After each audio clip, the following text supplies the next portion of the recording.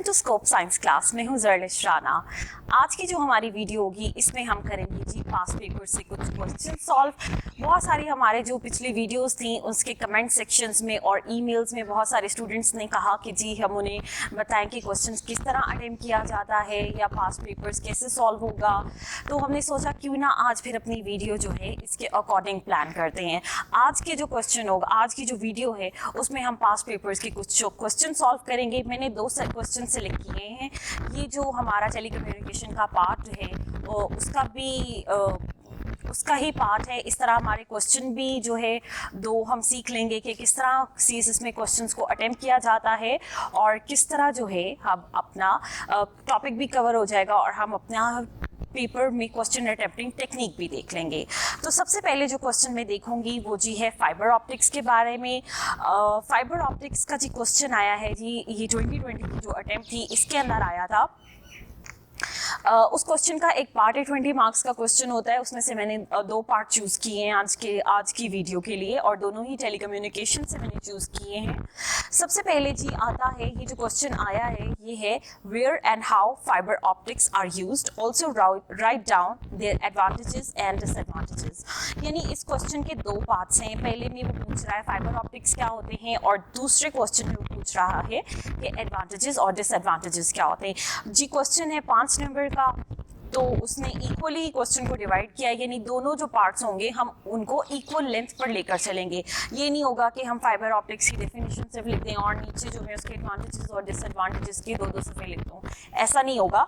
2.5 marks से question जो तकरीबन बन रहा है, इसकी डिवीजन बन रही है, तो हम उसके अकॉर्डिंग इसको इक्वली डिस्ट्रीब्यूट करेंगे।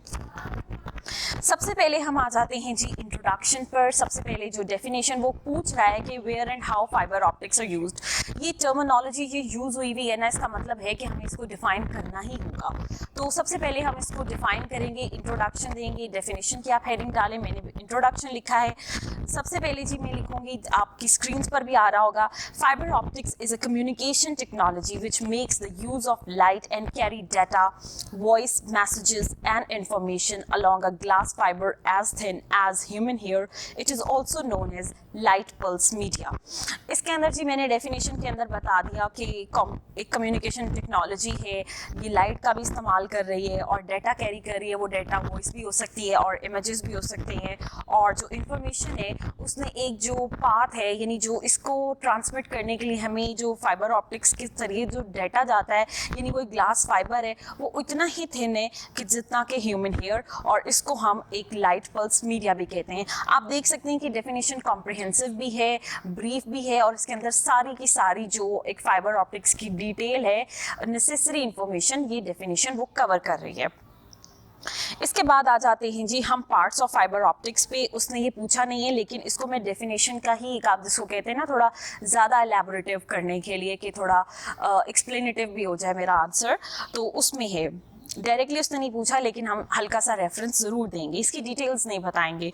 आप देख सकते हैं कि मैंने सिर्फ जो है पार्ट्स ही बताए हैं कि जी इसके पार्ट्स होते हैं, कोर है, क्लैडिंग है, प्राइमरी कोटिंग है, सेकेंडरी कोटिंग है। मैंने इनकी डिटेल्स नहीं बताई। आगे मैंने इसकी डायाग्राम बनाई है, इफ़ यू कैन सी कि डायाग्राम बनाई हुई है। इसमें इसकी एक्सप्लेनेशन जो है इसको मैंने यहाँ पर एक्सप्लेन किया है, तो अलहदा से इसको एक्सप्लेन नहीं किया।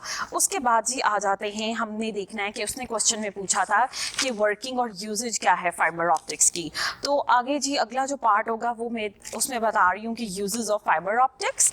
फाइबर ऑप्टिक्स में हम जी मैंने पहले बताया कि इसको हमने बंडल्स में अरेंज कर लेते होते हैं, और फिर ये जो बंडल्स बन जाते हैं इन्हें हम ऑप्टिकल केबल्स कहते हैं, जो यूज़ होते हैं ट्रांसमिट लाइट सिग्नल्स को करने के लिए ओवर लॉन्ग डिस्टेंसेस, यानी ये इनकी यूजेज है। इसके अलावा यूजेज में एक ये भी होता है कि binary method, it uses binary method for data transfer, inter services के लिए इस्तेमाल होते हैं, और it is used to examine internal parts of the body or inspecting the interior of manufactured structural products, यानी एंडोस्कोपी वगैरह होगी, ये जो इंटरनल जो भी हमने इंस्पेक्ट वगैरह करने होते हैं कि उसमें भी काम आते हैं। इसके बाद ही हम देखते हैं कि it is use to link computers with, ये एक और इसका जो यूजेज है कि ये जी कंप्यूटर्स को लोकल एरिया नेटवर्क के साथ भी लिंक करता है। तो ये तो होगी जी यूजेस के how fibre optics are used. अब आ जाते हैं जी हम कंप्यूटर क्वेश्चन के सेकंड पार्ट की तरफ, जो कि है एडवांटेजेस और डिसएडवांटेजेस। मैंने इक्वल एडवांटेजेस लिखे हैं, मुझे 4 याद आ रहे थे तो मैंने 4 लिख दिए, और डिसएडवांटेजेस भी कोशिश करते होते हैं कि एक जितने लिखें, ये नहीं कि आपने 10 एडवांटेजेस लिख दिए हैं और डिसएडवांटेजेस 3 लिख दिए हैं। तकरीबन बैलेंस होना चाहिए, एक आध का डिफरेंस हो जाता है, बहुत ड्रास्टिक जो है उनमें डिफरेंस ना हो कि एक चीज़ बहुत ज़्यादा है और एक बहुत कम है, उसको बैलेंस करके चलें ताकि एग्जामिनर को भी फील ना हो कि आपका एक पॉइंट जो था वो स्ट्रॉन्ग था, दूसरा आपको नहीं आता था, तो आपने इसको इस तरह डील किया है। आगे जी डिसएडवांटेजेस में मैंने लिखा है कि डाटा ट्रांसफ़र, जो fast rate of data transfer है, कोई डाटा चांस का लॉस नहीं होता, ये स्ट्रॉन्गर होते हैं, थिनर होते हैं और लाइटर होते हैं as compare to copper wire cables, और इनको जो है ज़्यादा रिस्की जो इन्वायरमेंट होता है हम उनमें भी यूज़ कर सकते हैं, जैसे अंडर सी वगैरह होता है, समंदर के नीचे इनका जाल बिछाया जाता है। और जो डिसएडवांटेजेस हैं, अब आ जाते हैं डिसएडवांटेजेस पे। ये होता है कि ये एक्सपेंसिव होते हैं, इनको डिफ़िकल्ट होता है इंस्टॉल करना, मॉडिफाई करना, और फ्रेजाइल होते हैं, और क्या होता है कि इनकी प्रोटेक्शन ज़्यादा रिक्वायर्ड होती है, रिक्वायर्स मोर प्रोटेक्शन जी।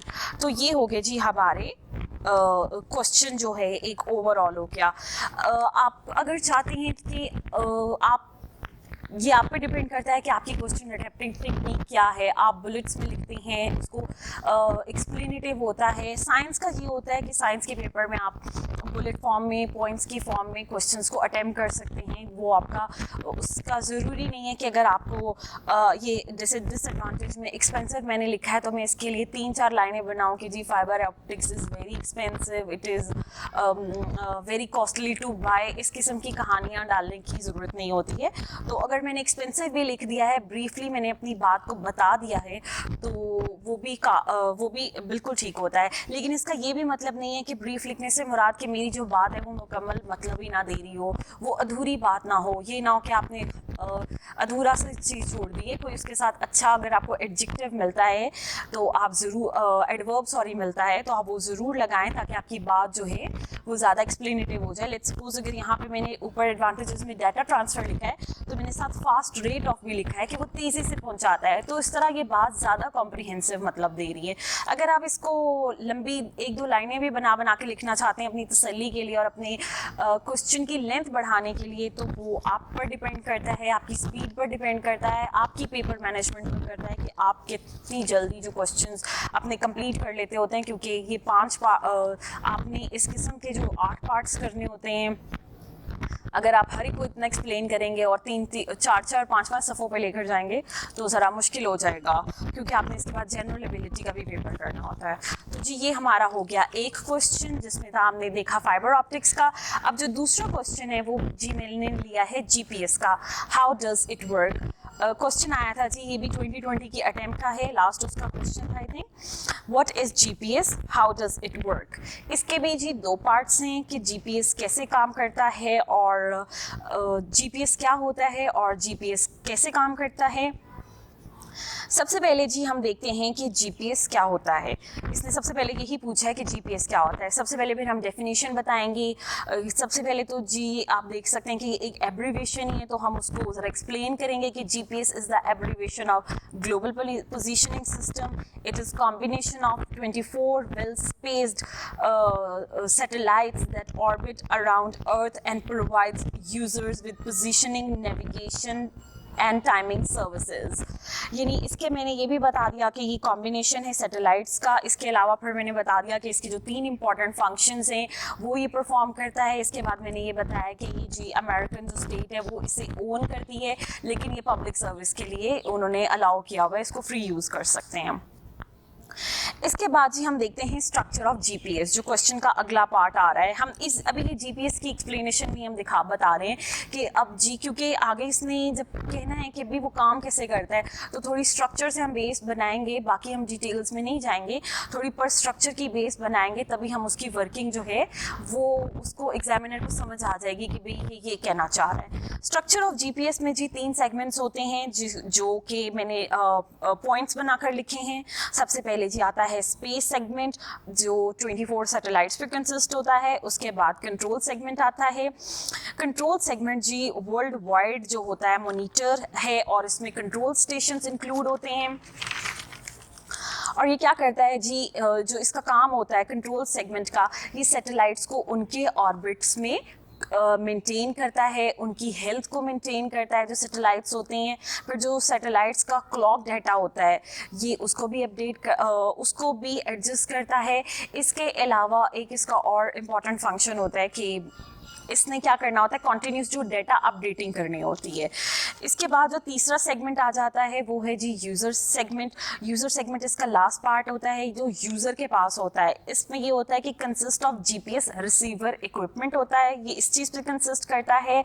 ये जो है सिग्नल्स को रिसीव करेगा फ्रॉम जीपीएस सैटेलाइट, और क्या करता है, use transmitted information to calculate users 3 dimensional position and time. इस तरह जी एक ओवरऑल जो है हमारी, जो हमने आगे वर्किंग एक्सप्लेन करनी थी ना, उसका आप कहते हैं फ्रेमवर्क बन चुका है कि वो उसको आधा क्वेश्चन क्लियर हो चुका है कि वर्किंग इसकी कैसे होगी। ये देखें जी, ये मैंने डायग्राम भी इसके साथ बनाई है। आई डोंट नो अगर ये क्लियर हो रही है या नहीं। अच्छा जी, इसके बाद आ जाता है जी जीपीएस काम कैसे करता है। क्वेश्चन का दूसरा पार्ट है जीपीएस कैसे काम करता है। एक डायग्राम मैंने इस क्वेश्चन में बना दी है। अब मैं प्रेफर करूंगी कि मैं जो उसकी वर्किंग है उसे पैराग्राफ में लिखने की बजाय जो है, या पॉइंट्स बनाने की बजाय, मैंने इसे फ्लो चार्ट में बनाया है। फ्लो चार्ट में जी सबसे पहले आ रहा है कि जीपीएस जो सैटेलाइट होती है ना, वो broadcast GPS satellites broadcast radio signals providing their location, status and precise time from atomic clock। ठीक है, इसके बाद जी क्या होगा, जो जीपीएस के रेडियो सिग्नल्स होंगे वो स्पेस से ट्रैवल करेंगे at the speed of light. ये फ्लो चार्ट में सारी चीज़ें जा रही हैं। इसके बाद क्या होगा जी, रिसीविंग ऑफ रेडियो सिग्नल्स होगी बाय जीपीएस डिवाइस। इसके बाद जी क्या होता है जी, ये उसका एग्जैक्ट टाइम जो होता है ना अराइवल का, वो नोट करते हैं। ये सारा जो भी इंफॉर्मेशन आई है वो इस सब को इस्तेमाल करेंगे और use these to calculate its distance from each satellite. इसके बाद GPS knows its distance from at least 4 satellites. It can use geometry to determine its location of Earth in 3 dimensions। तो जी ये हो गया हमारा जीपीएस का भी क्वेश्चन। फिलहाल जो मैंने इसको अटेम्प्ट किया है तो ये ऑलमोस्ट 2 शीट्स, आप इसको 2 करते हैं या 4 करते हैं, आप पे डिपेंड करता है। मैं इन्हें 2 कंसीडर करती हूँ, लेकिन ये था कि ये पेज खासा छोटा था, तो आप ये मत समझिएगा कि अगर वहाँ वाली शीट है तो आपको वो इतनी बड़ी बड़ी 4 शीटें भर कर आनी है। इसकी तो मेरा ख्याल 24 लाइन्स होती हैं जो एफपीएससी हमें प्रोवाइड करती है पेपर। ऑलमोस्ट उसकी 28-29 या 26 लाइन्स होती हैं, 26 होती हैं या 28 होती हैं, और वो उसकी जो विड्थ भी काफ़ी ज़्यादा होती है, वो पेज तो ख़त्म ही नहीं होता। तो इतना फिर आपको परेशान होने, क्योंकि अक्सर स्टूडेंट्स ये भी पूछते हैं जी 5 नंबर का क्वेश्चन है, कितनी लेंथ होनी चाहिए। तो वैसे इस बात का यही होता है कि आप जितनी में अपना जवाब दे देते हैं सेटिस्फैक्ट्री, आप उसके सारे, अब जैसे इसने जीपीएस का भी पूछा, हमने वर्किंग भी पूछी, उसने पूछी तो हमने सारा एक्सप्लेन कर दिया। अब चाहे ये 1.5 सफ़े पे आए, 2 पर आए, तो ये आप पर डिपेंड करता है कि आप इसको किस तरह जो है। लेकिन इसका ये मतलब नहीं है कि आप वर्किंग अब उसने पूछी है तो आप एक्सप्लेन करने लगें तो आप फिर 4 सफ़े ही भर दें कि भाई उसने यही पूछा है, तो ऐसे एक्सप्लेन करना चाहिए।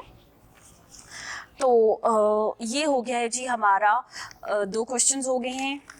तो ये था जी हमारा वीडियोस आज का, कि पेपर कैसे अटेम्प्ट किया जाता है सीएसएस में, या क्वेश्चन एक साइंस का जो जनरल साइंस का क्वेश्चन है वो कैसे अटेम्प्ट किया जाता है। उम्मीद है आपको आज की वीडियो अच्छी लगी होगी और इफ़ेक्टिव लगी होगी। कमेंट सेक्शन में अपनी फीडबैक से हमें ज़रूर आगाह कीजिएगा। मिलते हैं अगली वीडियो में।